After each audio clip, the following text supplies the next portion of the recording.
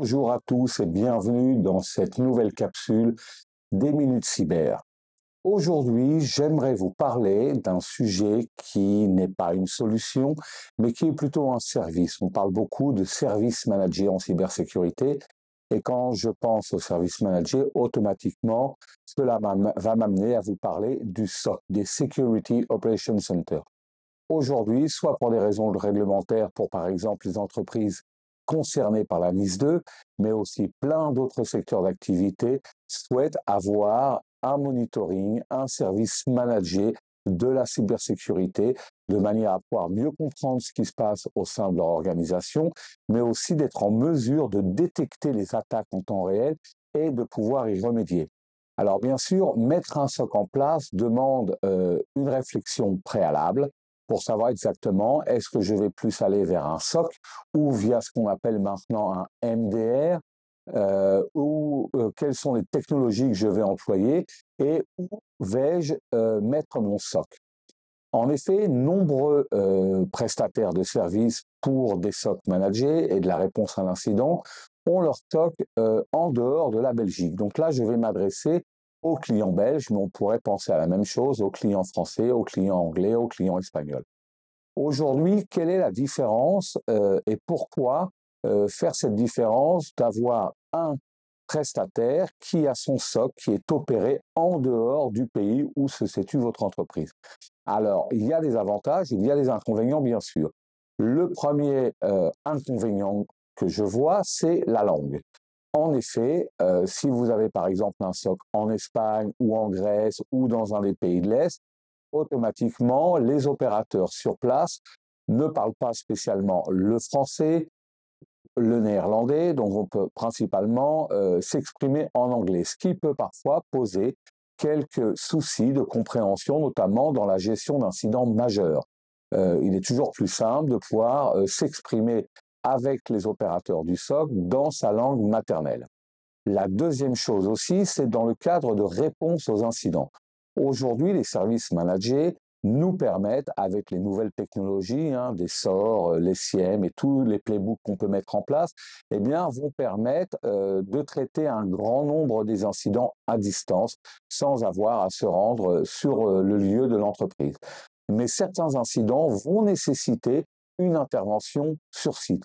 Dans ce cas-là, le deuxième inconvénient, eh bien, si votre opérateur SOC se trouve dans un autre pays que celui où votre entreprise se situe, eh bien, cela peut amener des délais d'intervention, c'est-à-dire il faut prendre un avion, il faut prendre un train, il faut déplacer des gens dans la minute où l'incident est déclaré, donc il faut pouvoir envoyer les gens tout de suite, mais aussi des coûts supplémentaires, puisque bien sûr l'opérateur va imputer les coûts de déplacement et d'hébergement auprès du client. Donc, il n'est pas toujours évident de gérer des incidents majeurs où il y a besoin d'une intervention sur site. Donc voilà, deux gros inconvénients. Maintenant, il y a certains avantages aussi qui vont être parfois les coûts, puisque les charges salariales sont parfois moins élevées, même les coûts salariaux, les moyennes de salaire dans certains pays par rapport à la Belgique, par exemple. Donc là aussi, il y a le pour et le contre. D'avoir un SOC local va présenter aussi des inconvénients et des avantages, mais plus d'avantages d'inconvénients. Le premier avantage, à contrario de ce que je viens de dire pour les SOC opérés à l'étranger, eh bien, ça va être la langue. Vous allez pouvoir trouver des opérateurs SOC dans votre pays qui vont parler, si je prends l'exemple de la Belgique, le français, le néerlandais et l'anglais. Ensuite, pour la réponse aux incidents, la proximité va être aussi un atout majeur, c'est-à-dire que vous pouvez tout à fait avoir besoin d'une intervention par rapport à votre activité, par rapport à certains actifs qui peuvent être extrêmement critiques, d'une intervention dans les 2, dans les 4, dans les 6 heures et le week-end aussi. Donc d'avoir un SOC opéré localement va présenter là un sérieux avantage.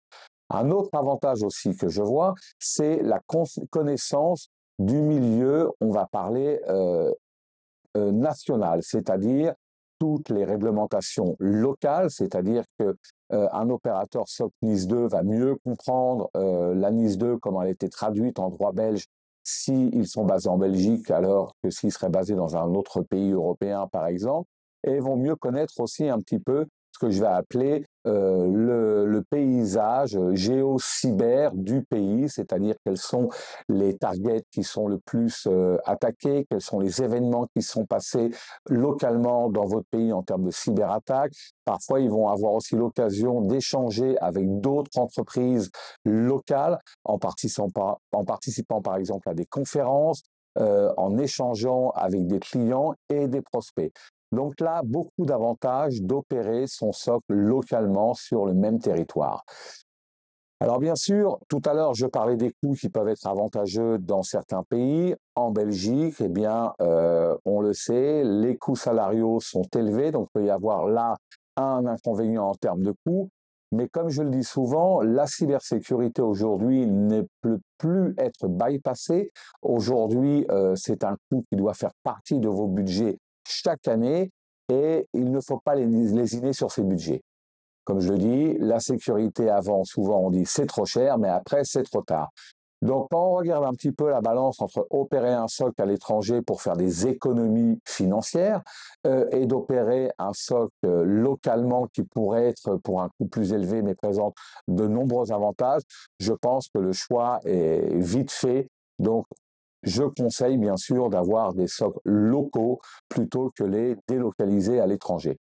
Donc voici, j'aborderai dans une autre capsule une approche, une réflexion sur la stratégie cyber auquel on pourrait penser, c'est-à-dire à des points importants de réflexion avant d'aller vers un service manager en cybersécurité.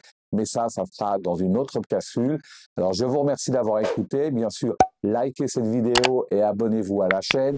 Va y avoir bientôt d'autres capsules. À très bientôt. Merci.